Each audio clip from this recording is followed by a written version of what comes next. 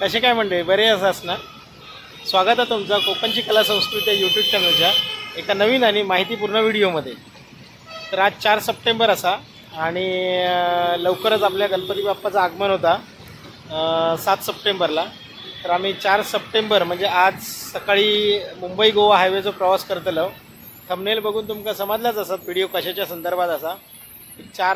3 दिवस आधी निघतो म्हणजे जेणेकरून आपल्या यूट्यूबच्या माध्यमातून रस्त्याची जी परिस्थिती आहे त्याचा जो आढावा म्हणजे कितपत जाण्यायोग्य असा तर तो दाखवण्याचा प्रयत्न करतलो। आणि मुंबई गोवा हायवे जो 17 वर्ष रखडलेला आहे, 17-18 वर्ष झाली, ज्याचं काम अजूनही पूर्ण झालेलं नाही आहे। तर आता गणपतीमध्ये चाकरमानी मुंबई गोवा हायवेनी गाडीने प्रवास करणार आहेत। बरेच जणांनी 4 महिने आधी ट्रेनची तिकीट काढली आहे आणि ज्यांना गाडीने जायचं आहे ते मुंबई गोवा हायवे प्रिफर करतात। सध्या तरी 80% काम पूर्ण झालेलं आहे असं न्यूज मार्फत किंवा ऐकण्यात आलेलं आहे। पण आता आपण प्रत्यक्ष बघूया, पूर्ण प्रयत्न करेन कोणता रूट असेल किंवा बेस्ट रूट म्हणजे खड्डे विरहित असेल त्या मार्गाने जाण्याचा प्रयत्न करणार आहे आणि तो रूट तुम्हाला सांगण्याचा प्रयत्न करेन। पाऊस सकाळी खूप होता, आम्ही 4:30 वाजता निघालो डोंबिवलीमधून। आता आम्ही कळंबोलीला आहे। हा पाठीमागे बघताय हा एक्सप्रेस आहे वरतून आणि कळंबोलीचं जंक्शन आहे। तर आता इथून हा जो पाठीमागे रस्ता गेला आहे हा लेफ्ट मारला की आपण एक्सप्रेसला चढणार आणि एक्सप्रेसवरून खोपोली एक्झिट घेणार पालीला। पाली मार्गे पालीचा गणपती आहे, बरोबर गणपती लेफ्ट साईडला आहे आणि लेफ्ट साईडनीच एक रस्ता जातो। राईटला गेला तर तो हायवेलाच बाहेर पडतो, पण मंदिराला लागून जो लेफ्ट आहे तो जर लेफ्ट घेतला तर तो लेफ्ट आपल्याला बरोबर मानगाव डेपोच्या समोर बाहेर पडतो। तर तो रूट खूप छान आहे, मी आज तो ट्राय करणार, मी पहिल्यांदाच जातो आहे। तर आपण तो प्रयत्न करून बघू आणि तो क्रॉस केल्याच्यानंतर मी तुम्हाला सांगेन खरंच तो रस्ता खड्डे विरहित आहे का आपला मुंबई गोवासारखाच आहे, कुठे मधीच डायव्हर्शन्स, कुठे मधीच खड्डे। तर तो प्रयत्न असेल आपला दाखवण्याचा। आता भेटूया पुढे। गणपती बाप्पा मोरया, गणपती बाप्पा मोरया।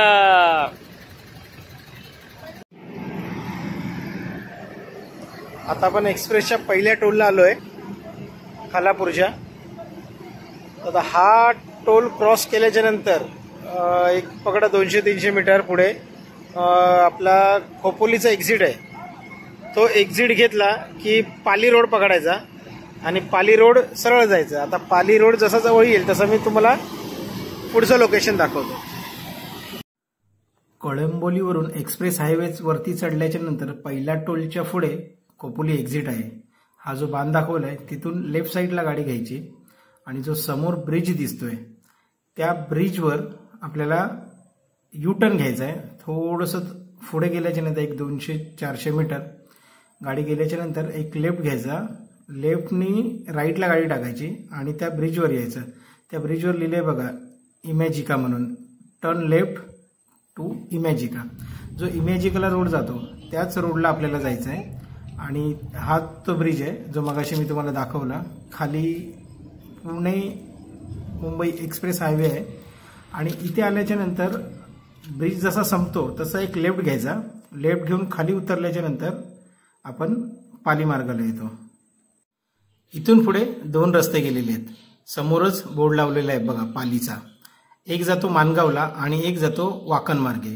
तर आपल्याला वाकण मार्गे न जाता पाली मार्गे मानगावला जायचं आहे। हा लेफ्ट घ्यायचा, हा सरळ पकडायचा आणि मानगाव एसटी डेपोच्या समोर बाहेर पडतो, तिथे आपल्याला जायचं आहे। हा रस्ता खड्डे विरहित आहे।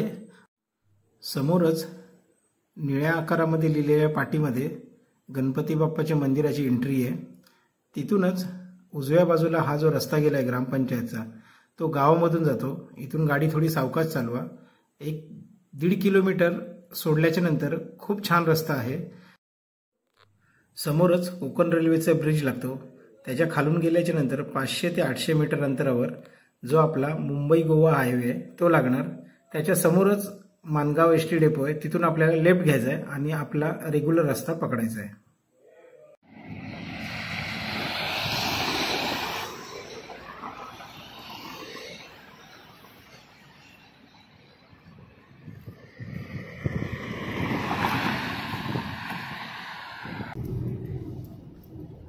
गणपती बाप्पा मंगल मूर्ती. चिपळूण सिटीमध्ये आल्यावर उजव्या साईडला जे पिलर दिसत आहेत तिथे ब्रिजचं काम चालू आहे. अजून तरी झालेलं नाहीये. हा जो जायला रस्ता दिसतोय तेवढाच रस्ता आहे. ट्रॅफिक होण्याची शक्यता खूप आहे. बाजूला जो एसटी स्टँड दिसतोय तो संगमेश्वर एसटी स्टँड, त्याला लागूनच हा रस्ता देवरुख मार्गे वाटू जंक्शनला जातो. खूप छान रस्ता आहे. लांजाचा रस्ता स्किप करण्यासाठी ह्या रस्त्याचा तुम्ही वापर करू शकता. खड्डेविरहित रस्ता आहे. खूप चांगला रस्ता आहे. मुंबई गोवा हायवेचा प्रवास सुखरूप झाला आमचा. खूप छान अनुभव होता. मागच्या वेळी मी मुंबई गोवा हायवेची व्हिडिओ केलेली 1 जुलै महिन्यामध्ये. त्यावेळेला जसा रस्ता होता तसा रस्ता फक्त लांजामध्येच आहे. माणगावमध्ये वगैरे थोडाफार सुधारणा आहे, पॅच वगैरे, कारण त्या दिवशी मुख्यमंत्री येऊन गेले. त्या जोरावर मे बी केलं असेल. गणेशोत्सव आहे म्हणून आपलं मलमपट्टी करण्याचं काम. राहिली गोष्ट मी तुम्हाला सकाळी सांगितलेलं की जो रूट असेल बेस्ट रूट तो मी तुम्हाला सांगेन. तर मी पहिल्यांदा ट्राय केला आणि मला तो खरंच खूप आवडला. खड्डे विरहित रस्ता, जसं मी व्हिडिओमध्ये सांगितलंय पुन्हा एकदा सांगतो. एक्सप्रेस टोल चढायचा. एक्सप्रेस टोल चढला, पहिला टोल लागतो. पहिला टोल क्रॉस केल्याच्या नंतर खोपोलीला जो लेफ्ट आहे तो लेफ्ट घ्यायचा. लेफ्ट घेतला की समोरच तो ब्रिज दिसतो. लेफ्ट घेताना लेफ्ट घेऊन परत थोडंसं पुढे गेलं 200 मीटर युटर्न घ्यायचं त्या ब्रिजवर आणि मग पालीमार्गे खाली उतरायचं. पालीमार्गे सरळ जायचं. आपलं गणपतीचं मंदिर लागेल. त्या गणपती मंदिराच्या आधीच 2 रस्ते जातात. एक वाकणला जातो जसं व्हिडिओमध्ये दाखवलंय आणि एक माणगावला जातो. दोन्ही रस्ते माणगावला जातात. पण डायरेक्ट जर माणगावला जायचं असेल मग एवढं फिरून जाण्यापेक्षा तो लेफ्ट घ्यायचा. लेफ्टनी माणगावला जायचं. माणगावला गेल्याच्या नंतर तो बरोबर एसटी स्टँडच्या समोरच बाहेर पडतो. खूप बेस्ट आहे तो. मला खूप आवडला. खड्डे विरहित रस्ता. आजच प्रवास केला मी त्या रोडने. खूप छान वाटला. आणि त्या रस्त्याने जाताना जसं आता आपला मुंबई गोवा हायवे कॉन्क्रीट झालाय, कॉन्क्रीटचा फील आणि त्या पालीमार्गे माणगावला बाहेर पडण्याचा फील मला जुना मुंबई गोवा हायवे आठवला. सेम तसाच आहे. पूर्ण डांबराचा आहे. दोन्ही बाजूला दुतर्फा झाडं आहेत. त्याच्यामुळे असं वाटत होतं की मी जुन्या मुंबई गोवा हायवेनीच प्रवास करतोय. माणगावला बाहेर पडलो. राईट साईडनी जिकडून मुंबईवरून रस्ता येतो तिथून फुल ट्रॅफिक जाम होतं कोलाडच्या दिशेने. तेवढं आमचं स्किप झालं तिथे. आम्ही तोच लगेच लेफ्ट घेतला. आपल्या एसटी स्टँडच्या समोरचा लेफ्ट घेऊन मग आम्ही माणगावमधून बाहेर पडलो. आता जे रात्रीचे प्रवास करणार आहेत नाईटला त्यांच्यासाठी मला एक सांगायचं आहे की जर नाईटला तुम्ही प्रवास करता आणि माणगाव क्रॉस केलं, माणगाव क्रॉस केल्याच्या नंतर थोडंसं एक 2-1 किलोमीटर 3-4 किलोमीटर गेल्याच्या नंतर एक ब्रिज लागतो. तो ब्रिज तात्पुरता वरती माती टाकली आहे, त्याच्यावर ब्लॉक बसवलेत. दोन्ही बाजूला कठडा नाहीये. त्याच्यामुळे नाईटला चालवताना विशेष काळजी घ्या. गाडी मधोमधच ठेवा. दोन्ही गाड्या येणारी जाणारी. समजा तुम्ही जर डाव्या लेन पकडून चाललात तर कठडा नाहीये त्या बाजूला. मी आज सकाळी बघितला, मला अक्षरशः ते भयानक वाटलं.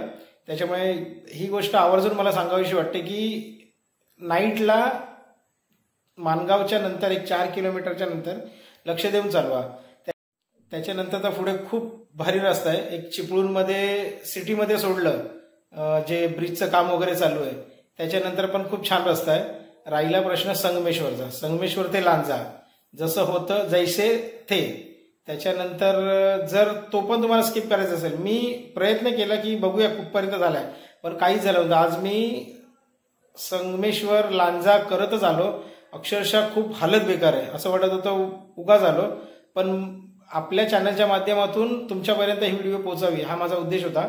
एक जर तुम्हाला जर तो स्किप करायचा असेल तर संगमेश्वर ब्रिजच्या आधी एक लेफ्ट जातो.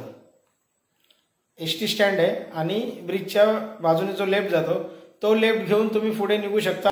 आणि तिथून बाहेर पडल्याच्या नंतर तुमचा हा जो खराब रस्ता आहे तो स्किप होतो. आणि बाकी पुढे तर काय विचारायलाच नको. म्हणजे लांजा सोडल्याच्या नंतर सिंधुदुर्ग बेस्ट आहे. 100च्या खाली गाडी येतच नाही, एवढी चालू नका. पण बरीच रश असणार आहे आज रात्री म्हणा, उद्या म्हणा, परवा म्हणा. त्याच्यामुळे सावकाश या. आपल्या कुटुंबाची काळजी घ्या. घरी आपले आई वडील नातेवाईक वाट बघतायत. गणपती बाप्पा वाट बघतोय. तुमचा सर्वांचा प्रवास सुखाचा हो ही गणपती बाप्पाची प्रार्थना. गणपती बाप्पा मोरया.